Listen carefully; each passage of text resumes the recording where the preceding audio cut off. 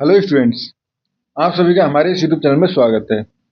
Students, हम जो paper solve कर रहे थे वो पेपर है basic mathematics for economics analysis. ठीक है, 2024-25 का ये पेपर है और क्वेश्चन नंबर 3B पे हम पहुंच चुके हैं। क्वेश्चन नंबर 3B है, consider the rule that assign mark that each student consider a rule that assign mark that each student scores in a subject to the number of hours they put in studying for the test per day.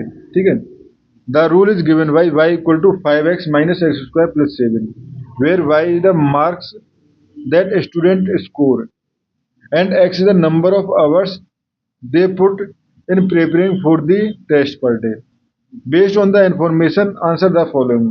First है, what is the domain of this rule. Basically X की value कहाँ से हो सकती है, तो 24, तो 0 से 24 हो सकती है। ठीक है, for what value of x and y, x for what value of x, y is increasing function and for what value of x, y is decreasing function। ठीक है, ये है हमारे पास। And what conclusions can you draw with the relationship between the number of hours student spend studying for test and the marks they score। ठीक है, तो इस क्वेश्चन को हमें सॉल्व करना है।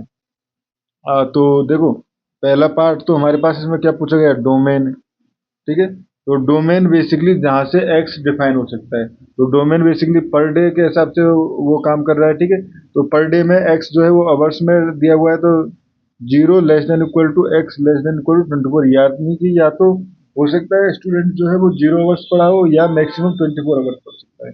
ठीक है, अब हमारे पास y जो है वो फंक्शन जो है वो गिवन है हमारे पास 5x square 5x minus x square plus 7। ठीक है, तो अब इसका नेचर अगर हम देखना चाहें, ठीक है, तो नेचर अगर देखना चाहें तो देखो, पहले d y over d x निकालना पड़ेगा।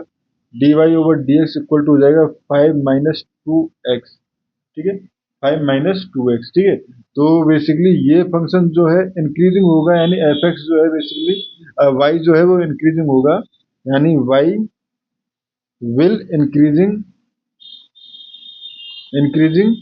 If dy over dx greater than 0, यानी कि 5 - 2x ग्रेटर देन 0।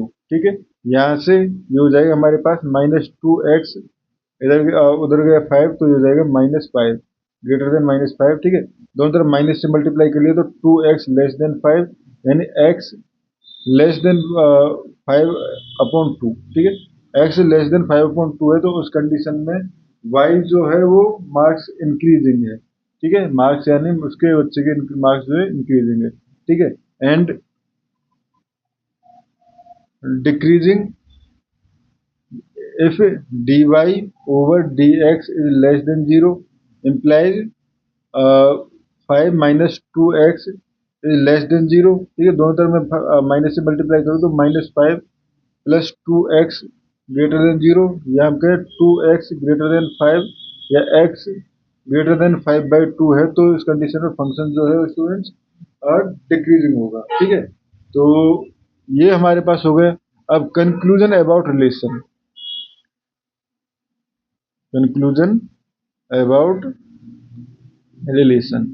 ठीक है, तो बेसिकली मार्क्स जो है increase with study up to 2.5 hours.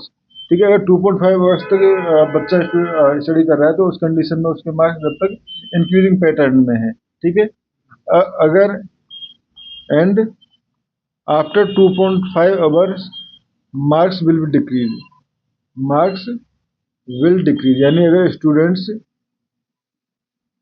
2.5 our से ज़्यादा स्टडी करता है तो उस कंडीशन में मार्क्स जो है वो हमारे पास मार्क्स डिक्रीज हो जाएंगे। तो इसका रीजन हम बेसिक रीजन दे सकते हैं कि maybe due to stress.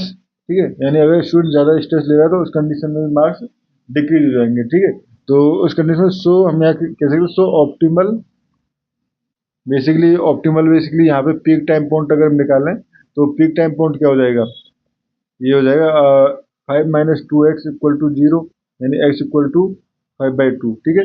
यानी ये टाइम जो है वो मैक्सिमम मार्क्स लाने वाला टाइम है, ठीक है। So optimal timing